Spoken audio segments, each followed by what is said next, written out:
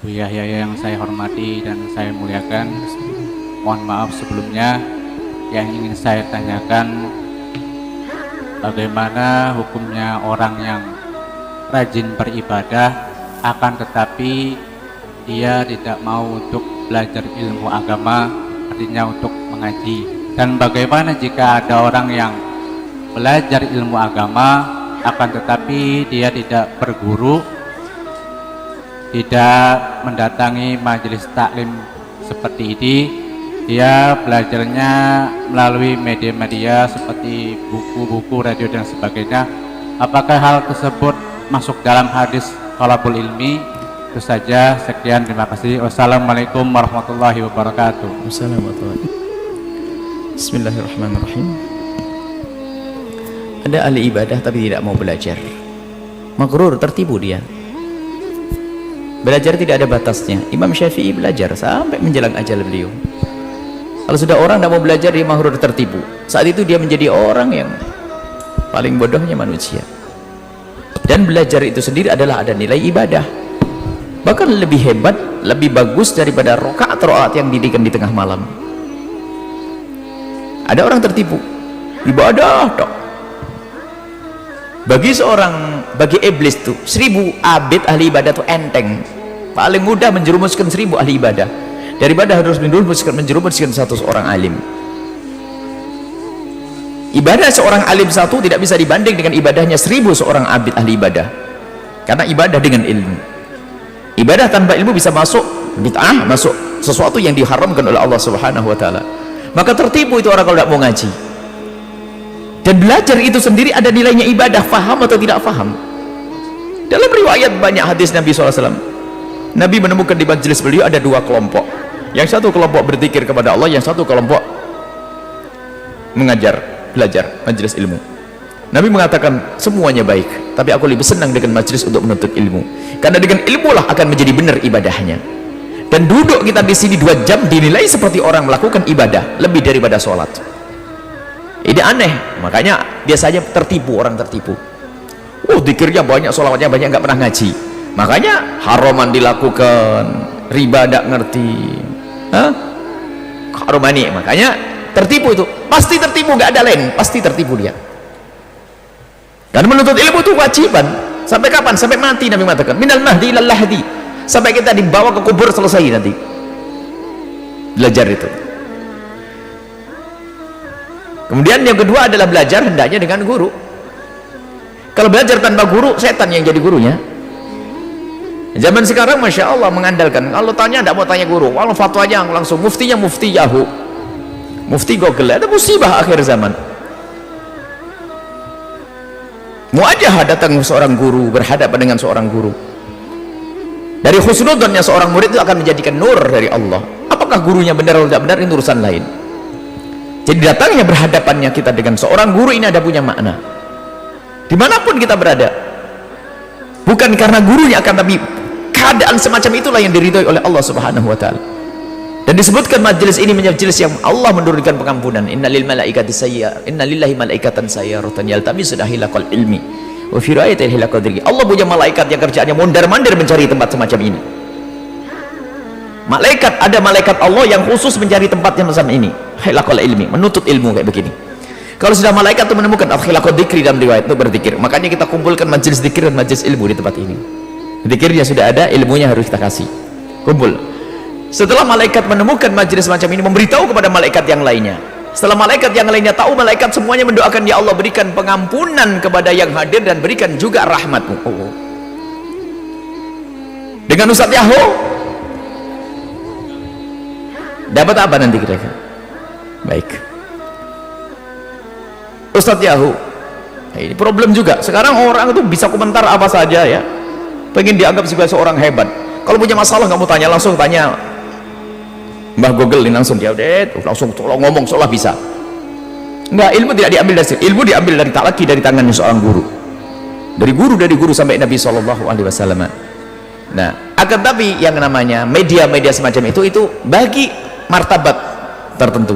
Jika orang tidak mampu sama sekali, orang tidak mampu menghadiri majelis karena banyak, mungkin sakit, karena kalau sibuk sih Istilah sibuk itu tinggal tergantung dia bisa ngatur atau enggak. Sibuk itu adalah kalimat yang relatif lah. Orang kalau harus berkata, orang yang paling nggak sibuk itu orang kaya.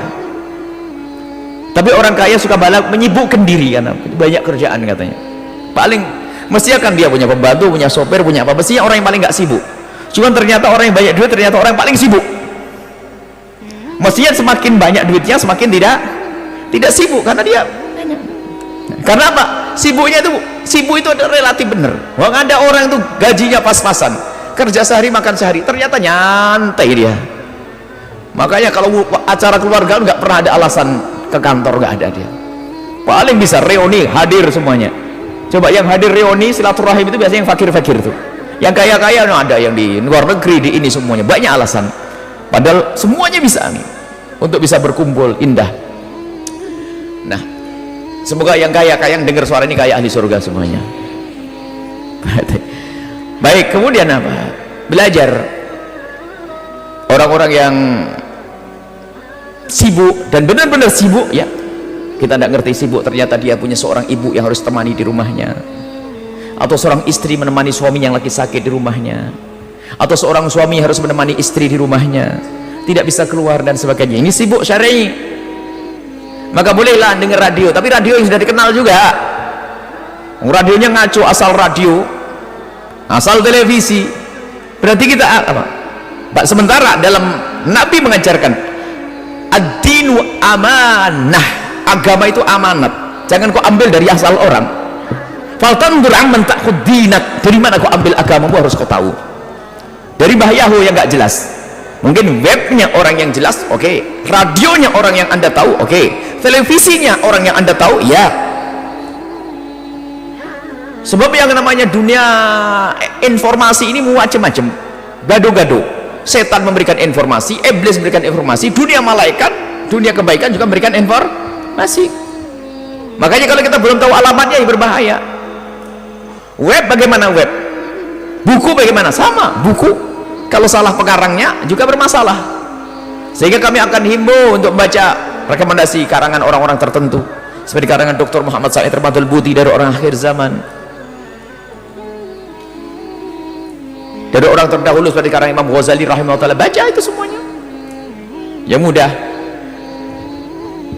Web-web yang bisa kita baca misalnya dari web-web yang berbahasa Arab, misalnya webnya guru-guru mulia yang sudah kita kenal.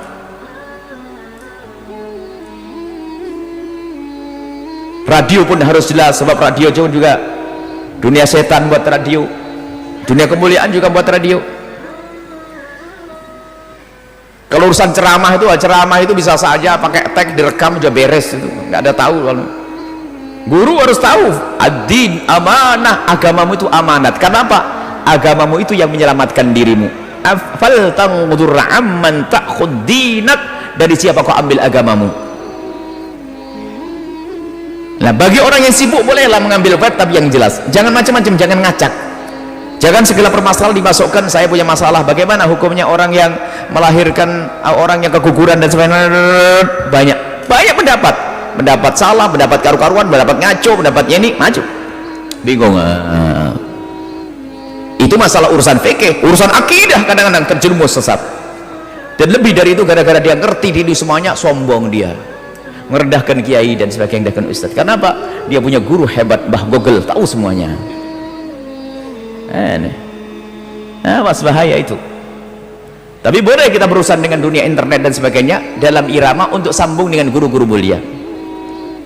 Kita mengenal mauke web-web seperti Mustanir, kita mengenal maukenya Dr. Buti, kita mengenal maukenya Dr. Habib Ali Jufri, kita mengenal mauke webnya guru-guru mulia. Kita mengenal itu. Saya tidak mau kemana-mana, saya tidak akan lihat yang macam-macam, saya akan lihat rekomendasi dari guru mulia merekomendasi mana. Bukan saya ngacak, wah buka web langsung sari basalah. Oh enggak, ini siapa yang punya ini?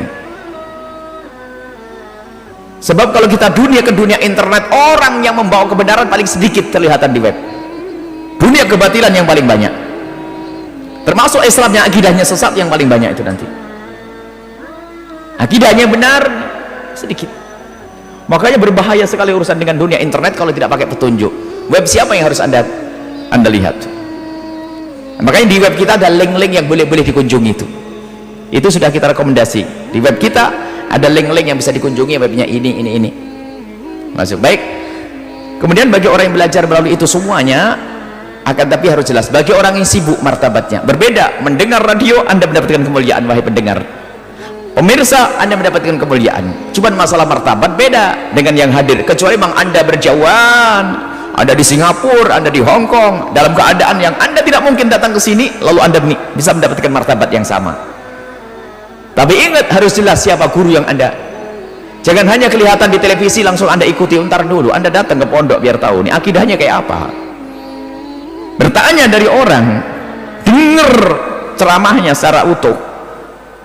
Jangan hanya wah ini kelihatan di televisi, di radio lalu diikuti. Untar dulu. Bahkan kemasyhuran itu bisa dibuat oleh media. Baik, hati-hati.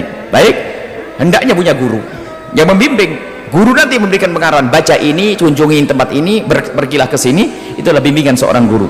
Kalau orang tidak punya guru, maka gurunya adalah syaitan. Kalau orang tidak punya guru, gurunya adalah syaitan. Apa yang muncul? Sombong dulu. Belajar agama kok otodidak. Bangga dengan otodidak? Oh enggak. Orang dulu bangga dengan syekh. Kok bangga dengan otodidak? Saya belajar sendiri. Maksudnya dia ngomong apa?